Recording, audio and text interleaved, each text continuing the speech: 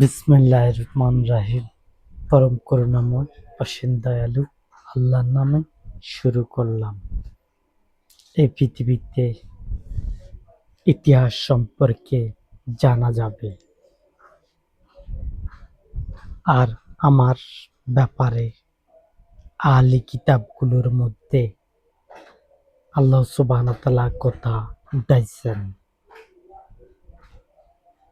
আর আমার পূর্বে যেসব কিতাব আল্লাহ সুবহানাহু ওয়া তাআলা পাঠাইছেন, সেসব কিতাবকে আমি বহাল করার জন্য আমার আগমন। আর বিশ্ব জগতের ভিতরে সকল পৃথিবীতে নবীগণকে মনোনীত করেন, এবং যে ব্যক্তি লাস্ট ব্যক্তি হবে, সেই ব্যক্তি আসা পর্যন্ত মানুষের ক্ষয়ক্ষতি হতে থাকে, মারা যায়, যুদ্ধে মারা যায়।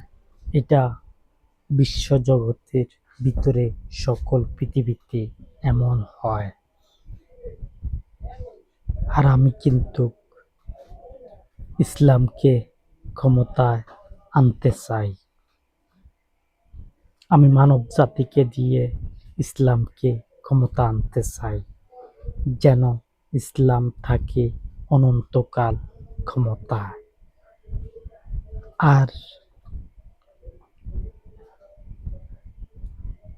মানুষ চোরকে পিটুক, সেটা আমি চাই না একেবারে। আর বাইয়ে পিটাপিটি, এমন পিটাপিটি হয়, দেখা গেছে লাগে যেন মেরে ফেলবে, এমন ভাবে পিটে। এরকম পিটাপিটি হইলে কিন্তু তাদেরকে ধরা হবে এবং তাদেরকে সাজা দেওয়া হবে। যদি বাইয়ে অথবা বাড়িতে যদি আহত করে, মেডিকেল ভর্তি করে, তাহলে কিন্তু এর পরিণাম ভালো হবে না। আমি চাই পিডাপিডিকে দূর করার জন্য, মারামারিকে দূর করার জন্য আমি চেষ্টা করব। যতটুক পারি ততটুক আমি সমাধান করব, আর যতটুক পারবো না ততটুক আমি সমাধান করব না। আর আমার চাইতে উত্তম সমাধান কেউ করতে পারবে না। আমি নির্ধারিত রয়েছে আমার ব্যাপারে। সূরা বনী ইসরাইল প্রথম আয়াতের মধ্যে আল্লাহ সুবহানাহু ওয়া তাআলা বলছেন,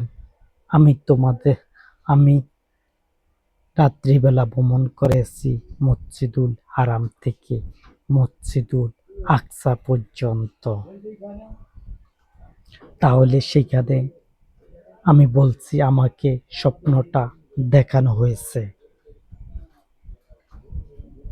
কিন্তু তোমরা সেসব স্বপ্ন বলছ যে নবী মুহাম্মদের ব্যাপারে তিনি দেখেছেন এমন কথা, অথবা তাকে নিয়ে গেছেন এমন কথা কোরআনে উল্লেখ নেই।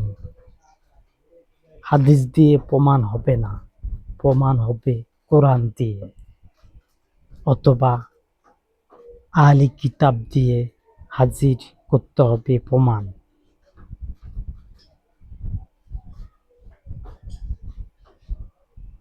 আর দর্শনশীল, আমি কিন্তু দর্শনশীল। আমি একজন সমাধান করি।